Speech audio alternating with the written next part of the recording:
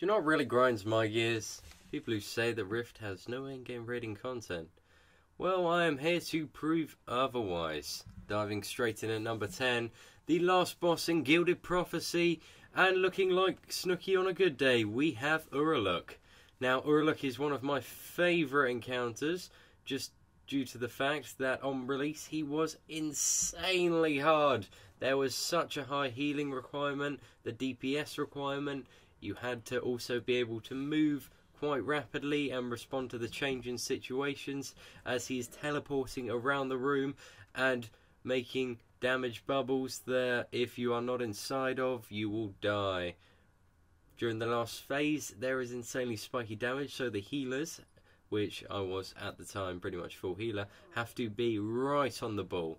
Anyways, on to my number 9, the Lord of the Elements, the Master of the Four Seasons. We have Feylord Twill. Now this fight, visually, I find amazing. Throughout the course of the fight, you cycle through the 4 seasons.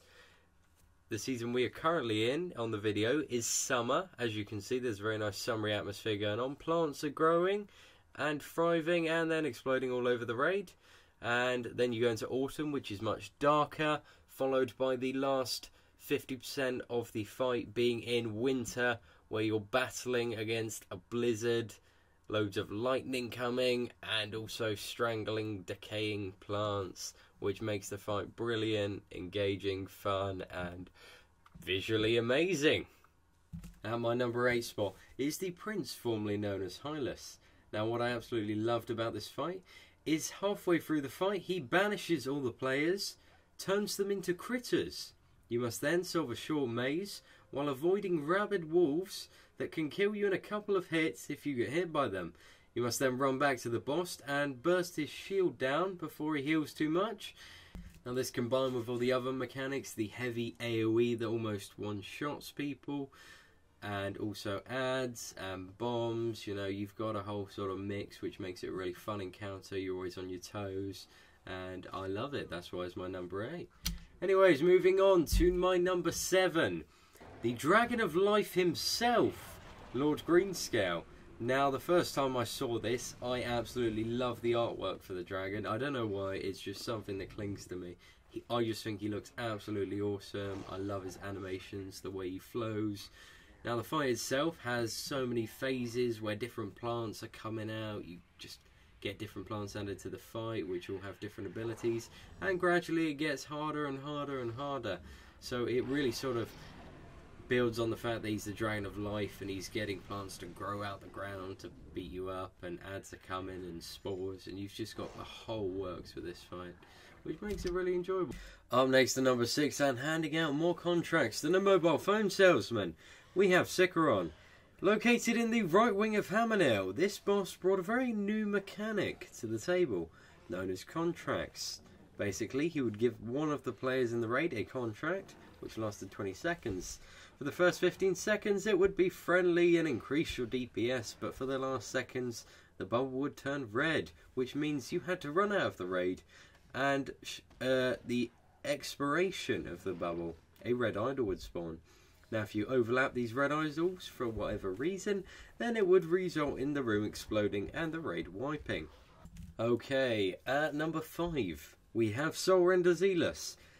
Easily one of my favourite bosses as well in Hammernail, due to the fact it's a very unique fight.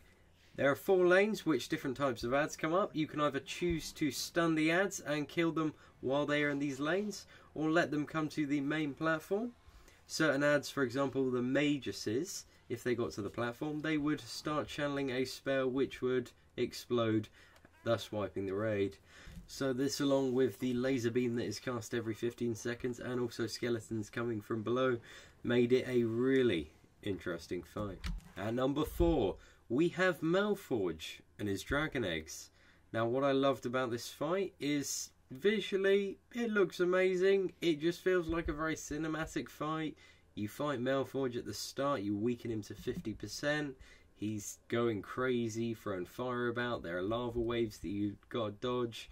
The inside of the volcanoes sort of churning up, and bolts of magma are being thrown about and you have to dodge them. And also there's heavy AoE damage. and once you sort of weaken him down a bit, he raises the lava up, thus ascending you to platforms and bits of rocks that you have to jump across. You have to kill all the cannons, weaken the defences down while Malforge is bombarding you with fire. And then you finally get to the dragon eggs, which are, you know, I don't even want to know how these got made, but then you get rid of them. Basically, that's it. Located in the left wing of Hammerknell, just past Soren Zealous, is the Worm of Death himself, known as Gruganim. Now, upon release, this boss required absolute split-second, lightning-fast reactions by all of the raid members for his corrosive bile and also rampant decay. This boss also introduced a new mechanic to Rift, which was health reduction. As you go through the fight, during the idle phases, they reduce your health the longer you have them up. So this meant it was getting progressively harder for the healers. Up at number 2 we have the Dragon of Greed herself, Leifis.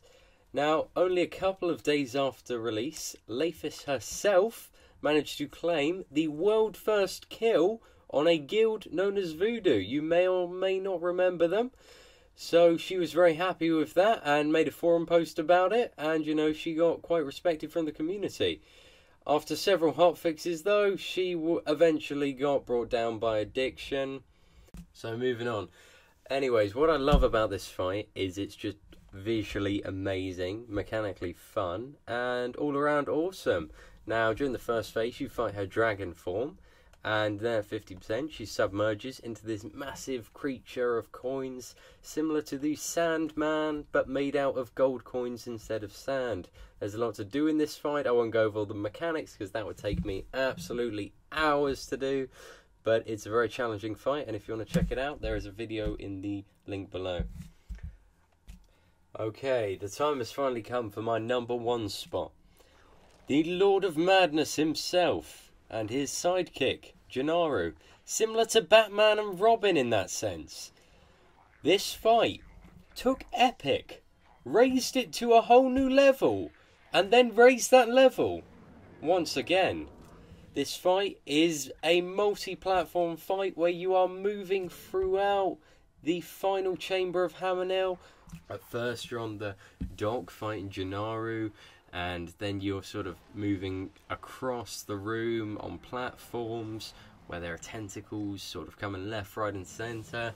There are ads climbing up onto the platform, dealing a bit of destruction, and you finally get to the last platform, and who pops up but Achilles himself, breathing all across the room. You got to dodge the breaths. Later in the fight, Gennaro pops down onto that platform. You got to deal with him as well, stack up for the orbs, dodge the waves.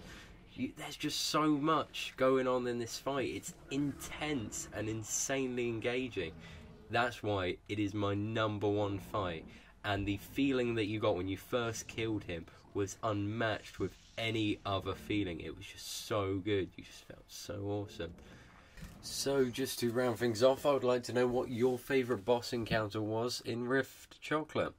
If you could leave it in the comments below, then I can have a quick look through, see if I got it roughly on track. This video was personally my top 10. You know, if you beg to differ, any bosses you think that should have been in the video, any bosses that you thought, hang on, that fight was quite annoying, I didn't like that, you know, put it in the comments below. I read pretty much every comment, because usually I only get about 2 comments on my video. One of them's from Zykor calling me a noob.